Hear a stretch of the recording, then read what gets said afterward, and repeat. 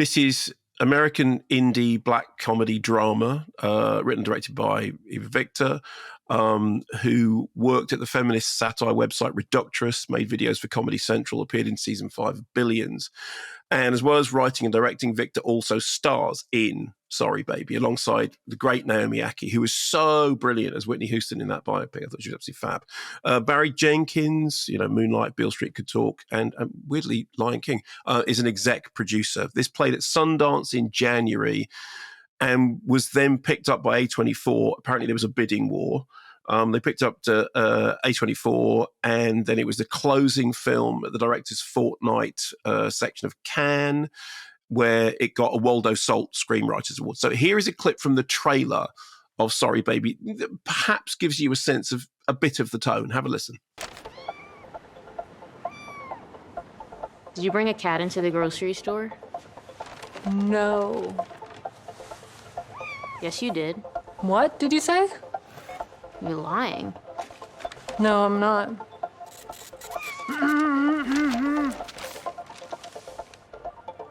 Is your cat food? Sounds like quirky offbeat comedy, right? Okay, except not quite. So Victor is Agnes, who is at a liberal arts college in rural New England. Naomi Aki is Liddy, who is her friend who comes to visit her from New York City, is pregnant. They go and visit some grad friends. Things are a bit chippy with them. At the college, Agnes is starstruck by Preston Decker, who's a lit professor whose first novel she really loves. He admires her. He appreciates her thesis. He shows her a copy of a first edition of To the Lighthouse, which he just happens to have on the shelf. She ends up at his house, at which point the camera stays outside the house, night falls, and then she leaves, and we follow her home in what appears to be a traumatized state. Someone tells her that her shoe is untied and she barely registers it. And what then follows is her account of what happened, words of support from friends and colleagues, and then not much support, lack of action from the college and the authorities. So it becomes a film about a very dark subject matter, despite the kind of, the quirkiness of the surface. And the rest of the film is a film about what then happens, how she then moves on with her life, how she deals with the sense of rage and shame and confusion and anger. And she swithers between wanting to do something about what's happened and not wanting to ruin somebody else's life, and all the sort of, all the conflicting emotions of that. So tonally, it is a strange film. I'm going to ask you directly about this in a little bit, Ben, because obviously, your background is in comedy, and it's a comedic film. There is black comedy all the way through it. At times, it reminded me of, there's a film by Eliza Hittman called Never, Rarely, Sometimes, Always, particularly in a scene with a doctor, which is really, on the one hand, really kind of affronting, and on the other hand, sort of really oddly comedic. And it's got this sort of this satirical edge that it brings to a very sensitive, and I have to say very triggering subject, which also reminded me of things like Gillian Robespierre's The Obvious Child, or that brilliant film Shiver Baby by Emma Seligman. These are uncomfortable comedies that seem to me to be an authentic voice of shared female experience. They're bold, they're frank, but they're also unafraid to be comedic. And now, look, it's impossible to judge how individual audiences will respond to any film. I know that I've spoken to two women who've seen Sorry Baby, who have not particularly liked it. One of them because they thought that the tonal thing was odd, and another one because actually a sort of slightly similar reason. The BBFC advice is this: 15 for strong language, sexual violence references, sex. And the BBFC description flags up that there is undetailed references to self-harm. And I'm flagging those as well because those are the things that the BBFC, are flagging in advance. However, having flagged those things, I think that I need to say I found Sorry Baby to be engaging, to be insightful, thoughtful. I mean, often entertaining, a drama about a young woman confronting an all too common, horrible situation, how it affects her, how she deals with it after.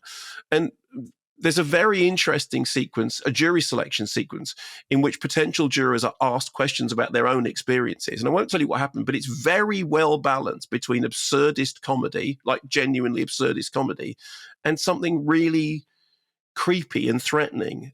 So I think Eva Victor is a bold new voice. I can't wait to see what they do next. And I'm really interested to know what you think, Ben. Well, I think you summed it up really, really well there, and I can totally understand why that person who spoke to you had problems with the tone, because it is a difficult thing to take on board. Because as soon as you start talking about a subject matter that serious, to have sort of almost flippancy within the dialogue feels like an affront at first. So it's very difficult for an audience member to sit there and go, oh, wait, are you taking the mick here out of a very serious thing, or are you taking it seriously? And for me, once I sort of settled with, okay, this is the tone of the movie, and also crucially, this is how the character is, I was like, yes, fine. And that is key. That is key. This is how the character is. That is who Agnes is. And, there's power, there's strength in the character of Agnes from still being able to sort of joke about these really serious things, because she is that person, and she's finding her strength over time post assault to make sure she doesn't lose herself. Mm-hmm. So this could easily be an engrossing drama about a sexual assault that is incredibly po-faced all the way through, out of respect for what is a serious issue. But that has been done. I don't think I've seen a film that has, I don't know, the boldness to be. And I really got to pick my words really carefully here. I'm not saying the movie is being flippant about sexual assault. I guess what I'm saying is, have you ever laughed at a funeral? Because I have. Funny things happen in really dark moments. They just do. They just do. That's reality. There is a scene in the doctor's office in which she makes a joke that is really piercingly funny because it's piercingly not funny. Exactly. When I'm not going to spoil the joke because I think people should see the film for themselves. So I understand entirely what you're saying, and I agree. I don't think it's being flippant about the subject at all. No. The reason I flag up these things, and the thing that the BBFC said, is that people need to know that that it's dealing with subjects that some people will find triggering, and those include sexual assault, and they also include talking about self-harm. But I don't think it's flippant about those subjects in any way at all. And I think you were spot on when you said that's her character. Her character is somebody who deals with these things with a certain sardonicism, because it's almost like a self-protection, a defense thing. And then, of course, the thing about getting the kitten. So when we heard that clip, that just sounds like a jokey thing about, oh, she's got a kitten. The reason that she's got the kitten is much more complex and is much more to do with a kind of underlying character development. And I thought that was what was smart about it, was that it understood that people express those things in very different ways. Absolutely. Did you like it, Ben? I did, yeah. I watched 2 films in preparation for this show, knowing very little about either film. In fact, I knew absolutely nothing. And the other one is very different. It really is. I knew absolutely nothing about Sorry Baby, so I didn't know what the tone was going to be.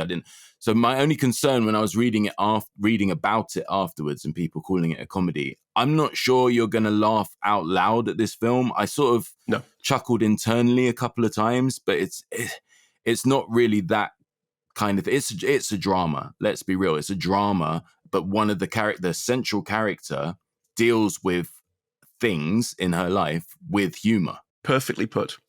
Which, like I say, these people exist in real life, and they're not doing a stand-up show. That's just who they are. And I agree with you. I thought it was whip smart. If you want to laugh out loud, what I didn't realize was I was already a fan of Eva Victor's, because I am obsessed with Reductress. I mean, did you ever read The Onion? I'm a huge Onion fan. Yes. Yeah. So when I was a kid, I was a big Viz fan. And then as I got a bit older, Private Eye. And then my sister introduced me to The Onion, and I was obsessed with The Onion. Reductress is very similar to The Onion. If you can imagine The Onion pretty much exclusively written by women. Yes. And the headlines themselves literally make me laugh out loud, the headlines. So Eva Victor is a very, very funny, very, very smart person. And they've been doing it for a long time. But Sorry Baby shows another side to their work, and it is complex, it has depth, and it understands that there is humor, there is light even in the darkest moments.